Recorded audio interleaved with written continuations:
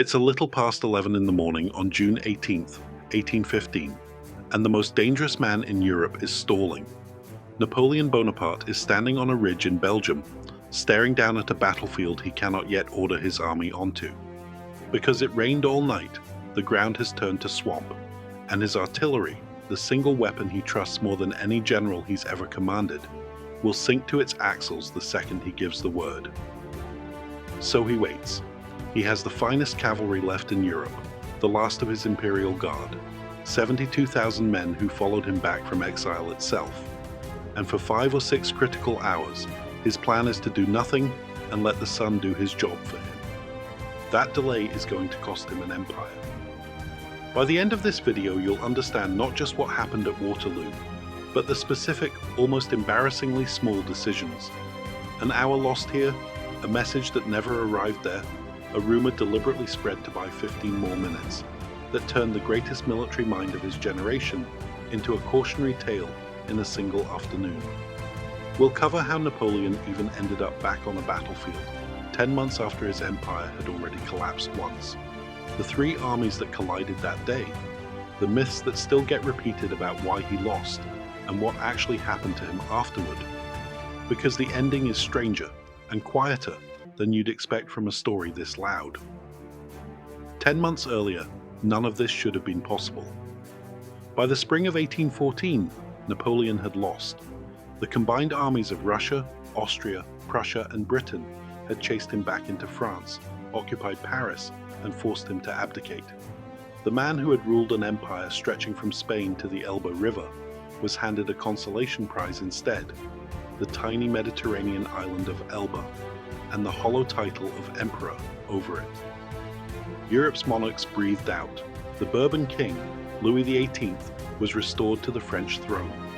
The war, everyone agreed, was finally permanently over. Napoleon disagreed. On February 26, 1815, less than a year into his exile, he slipped past the British ships patrolling Elba's coast and sailed for France with roughly 1,000 men. What happened next has no real parallel in European history. He didn't fight his way back to Paris. He walked. Regiment after regiment sent out to arrest him defected and joined him instead. And by the time he reached the capital on March 20th, Louis XVIII had already fled the country, and Napoleon retook his throne without firing a single shot. Historians call this stretch the 100 Days, and it put the rest of Europe in an impossible position, because a man who could win back an empire through sheer momentum and reputation was, if anything, more dangerous than the one they'd already beaten. The coalition powers didn't hesitate. Britain, Prussia, Austria, and Russia signed a treaty within days, each committing to keep an army of 150,000 men in the field until Napoleon was gone. Not defeated. Gone. And Napoleon understood exactly what that meant. If all 4 of those armies ever combined against him, the math was already impossible. His only real chance was to make sure they never got the chance to add themselves up, hit them one at a time before they could unite. So he did the one thing that had never failed him before. He attacked first.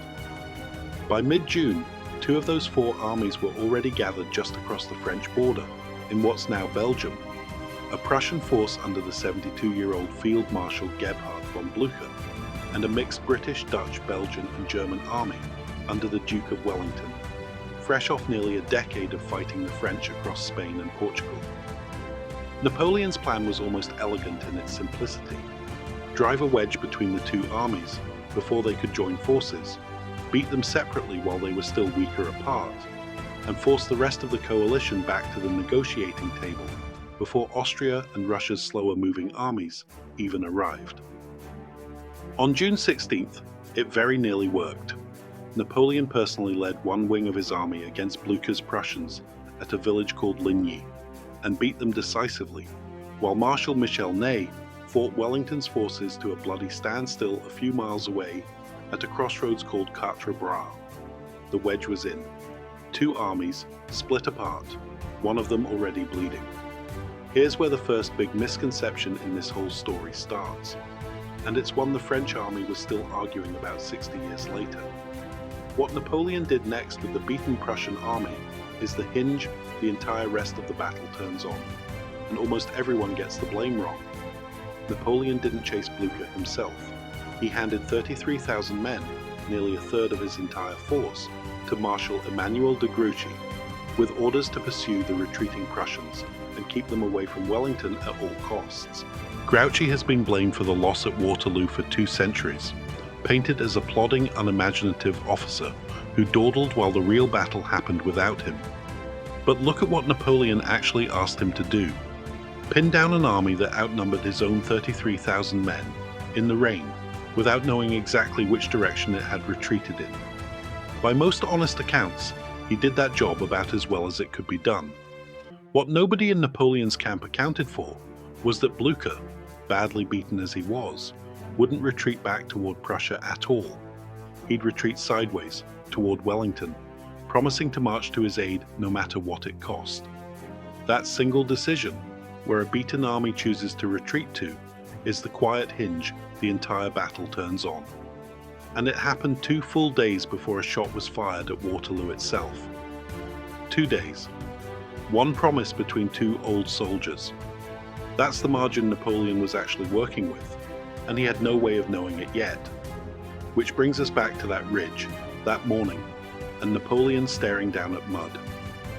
Overnight rain had turned the fields around the village of Waterloo, just south of Brussels, into something closer to a swamp than a battlefield.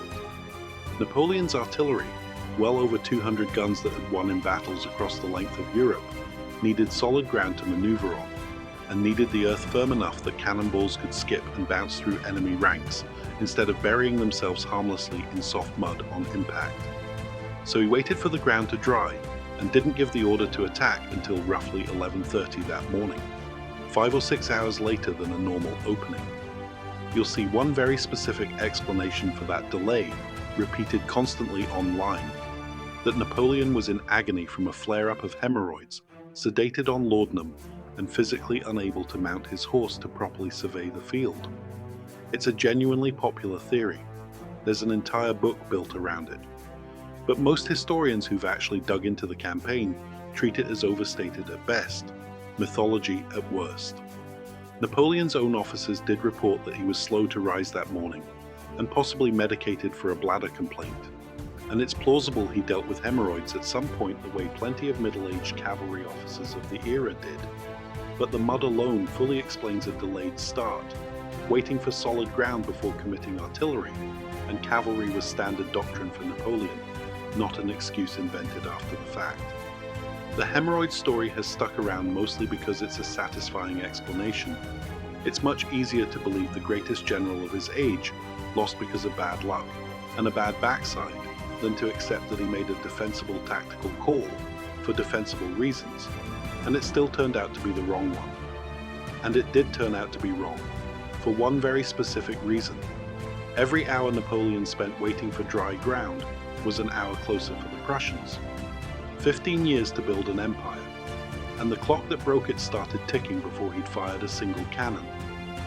When the attack finally launched, it opened not at the center of the battlefield, but on Wellington's right flank, at a fortified farmhouse and walled estate called Hougoumont.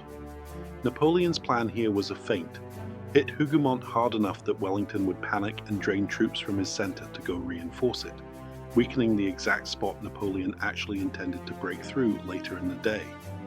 The farm was held by a scratch force of British guardsmen and German and Dutch light troops under a Coldstream Guards officer named James MacDonell, and what was supposed to be a quick diversion turned into an entire battle within the battle, chewing up French troops and hours for the rest of the day. The moment that made Hougoumont legendary happened early. A group of French soldiers actually broke through the estate's north gate. For a few desperate minutes, the position teetered on collapse. MacDonell and a handful of his men fought their way back to the gate under fire and forced it shut by main strength, trapping the French soldiers who'd broken inside. And by most accounts, only a young drummer boy among the trapped Frenchmen survived being sealed in with the defenders. Wellington later said the entire outcome of the battle turned on the closing of that gate. Here's the correction worth making though. Hougoumont held for the entire battle, and it's remembered as the single most decisive moment of the day. But it didn't actually accomplish what Napoleon needed it to. Wellington never significantly weakened his centre to defend it. He fed in just enough men to hold the farm, and not one more, which meant Napoleon spent the whole day pouring troops into a fight that never delivered the opening he was counting on. Hougoumont became famous less because it decided the battle, and more because of how dramatically, stubbornly pointless the entire exchange turned out to be for the side attacking it. If a battle that hinged this heavily on which gate got shut in time, and how a diversion quietly stopped functioning as one, is the kind of thing you didn't know you needed to know, a like genuinely helps a video like this reach more people who'd get into it too, because the fighting was about to get a lot less contained. Around 1 in the afternoon, with the grind at Hougoumont still eating up men and hours, Napoleon launched his real main attack, a massive infantry assault by the 1st Corps under General d'Erlon, aimed straight at the centre-left of Wellington's line, near a second farmhouse called La Haye Sainte. It went badly, fast. British heavy cavalry, including the now famous Scots Greys on their grey horses, smashed into the advancing French columns and briefly shattered them in one of the most spectacular cavalry charges of the entire Napoleonic era, before charging too far, too deep into French lines, exhausting their horses, and getting cut to pieces themselves by French lancers on the counterattack. Watch for this pattern across the whole battle, because it repeats constantly. A genuinely brilliant tactical strike. Undone by momentum, nobody on either side could rein back in once it started. By mid-afternoon, Marshal Ney, the same Ney who'd fought Wellington at Quatre Bras 2 days earlier, made the decision that's dogged his reputation for 2 centuries. Believing he saw the Allied line beginning to withdraw, Ney launched a massive series of French cavalry charges, wave after wave of cuirassiers and lancers, directly at Wellington's centre, without infantry or artillery moving up to support them. It was, by nearly every serious account, a catastrophic mistake. Wellington's infantry formed into defensive squares, dense blocks of men bristling with bayonets on every side, effectively unbreakable by cavalry alone as long as they held their nerve, and the mud that had cost Napoleon his morning was now, quietly, outranking every general on that field, slowing the French horses just enough to matter. The French cavalry charged those squares again and again for close to 2 hours, and again they failed to break them. But it's worth sitting with the fact that Ney wasn't simply being reckless. He was almost certainly reading a genuine, if premature, shift somewhere along the Allied line, and he was operating without clear direction from Napoleon, who was occupied elsewhere and never recalled the cavalry, or sent infantry forward to support it once the charges had already begun. Blaming Ney alone for the disaster, the way French military memory tended to for decades afterward, lets Napoleon's own absence from that decision off far too easily. 2 hours, the finest cavalry left in Europe, throwing itself at a wall that refused to fall, and that wall was about to get an entire army arriving behind it. By early evening, close to 6 o'clock, the French finally took the farmhouse of La Haye Sainte, after a brutal day-long defense by a badly outnumbered German garrison that had, by the end, run almost completely out of ammunition. Its fall finally opened a real hole in Wellington's centre, the single moment the entire Allied line came closest to collapsing outright. It's also, not coincidentally, the exact moment Napoleon should have been throwing everything he had left at that gap. He didn't, because for the last several hours, a second battle had been developing on his own right flank, that most popular retellings compress into a single sentence. The Prussians had arrived. Blücher's army, the one Grouchy had been sent to keep occupied, had spent the entire day marching through the same mud that had slowed Napoleon's own morning, and by early afternoon, its lead units began appearing on Napoleon's flank near a village called Plancenoit. Napoleon had to peel off thousands of men, including part of his precious guard, just to hold that village and keep his own army from being outflanked entirely, at the exact moment he needed every soldier he had to exploit the breach at La Haye Sainte. This is the hour this video is really named for. Somewhere around 6:30 in the evening, Napoleon had a genuine opening at the center of Wellington's line, and a genuine emergency developing on his own flank, both happening at once, and he had to choose. He chose to shore up Plancenoit rather than fully commit to the gap in the center. And by the time his attention circled back, the moment and the ground had both slipped away from him. 15 years to build an empire. And the hour that ended, it wasn't some grand, dramatic collapse. It was one choice about where to send reinforcements, made with too little information, too late in the day. Which leads to the last card Napoleon had left to play, the Imperial Guard. These were his most elite, most loyal infantry. Veterans of a decade of victories, men who'd never once lost a battle they'd been thrown into as the final reserve. Around 7:30 in the evening, with the sun starting to drop and the Prussians pressing harder on his flank by the minute, Napoleon sent several battalions of the Guard forward in one last attempt to break Wellington's center before it was too late to matter. To buy himself a little more time and a little more morale, Napoleon reportedly let a rumor spread through his own ranks that the mass of blue-coated troops now visible on the horizon was actually Grouchy's wing, finally arriving to save the day. It wasn't. He knew it wasn't. It was more Prussians. By most accounts, it was a deliberate piece of theatre, meant to keep his own men's nerve from cracking before the Guard had even finished its climb up the ridge. The Guard advanced into withering musket and artillery fire, and for the first time in its history, broke and fell back. There's a legendary line supposedly shouted by a French general named Cambronne when the British called on him to surrender. Most versions have him refusing with something unprintable, and an even more famous, even less verifiable version has him declaring that the Guard dies, it does not surrender. Cambronne himself later denied ever saying either one. It doesn't really matter whether the quote is real, because the myth it created of the Guard as somehow unbreakable, betrayed rather than beaten, became more important to how France chose to remember the day than what actually happened on that slope. What actually happened is simpler and a lot less romantic. When word spread through the rest of Napoleon's army that the Guard itself was retreating, panic did the rest of the work. Wellington, watching from the ridge, reportedly stood up in his stirrups and gave the order for a general advance along his entire line.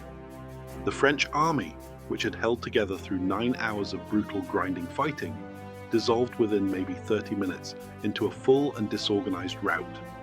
9 hours of fighting, 30 minutes to fall apart completely. If there's one number from this whole battle that tells you everything about how thin the margin actually was, it's that one.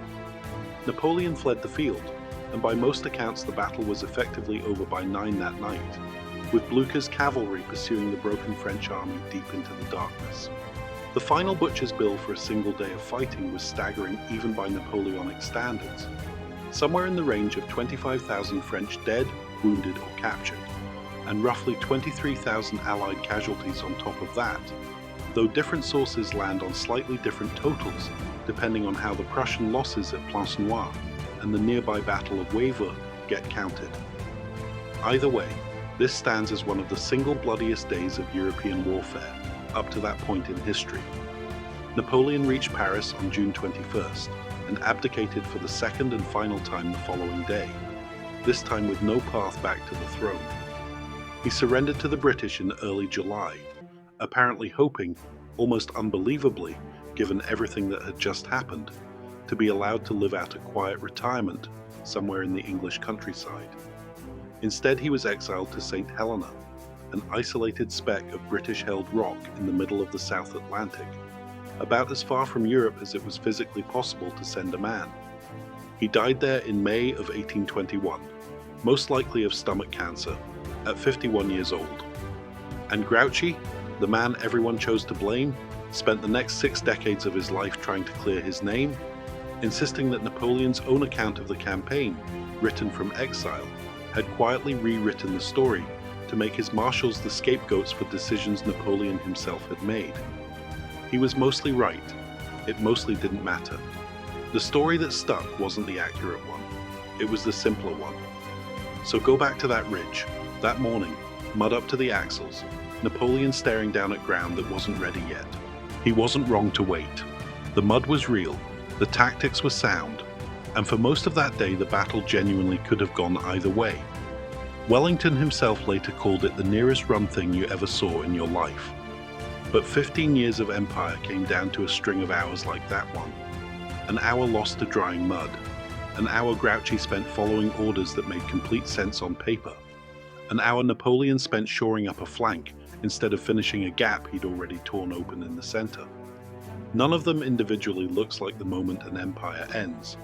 Stack them up across a single afternoon though, and that's exactly what they turned out to be.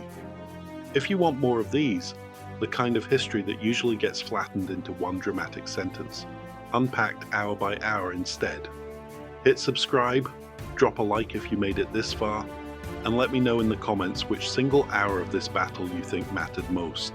One last thing, and it's the part of this story almost nobody brings up. For decades after Waterloo, dentists across Europe and America advertised a specific, genuinely gruesome selling point for their false teeth: Waterloo teeth. With tens of thousands of young, healthy men killed in a single day, battlefield scavengers pulled teeth from the dead by the sackful and shipped them home to be fitted into dentures, because real human teeth held up far better than the ivory or carved animal bone alternatives available at the time. It's widely believed to be one of the largest single sources of denture material in Europe for years afterward. One afternoon of fighting quietly reshaping something as mundane as dentistry for an entire generation,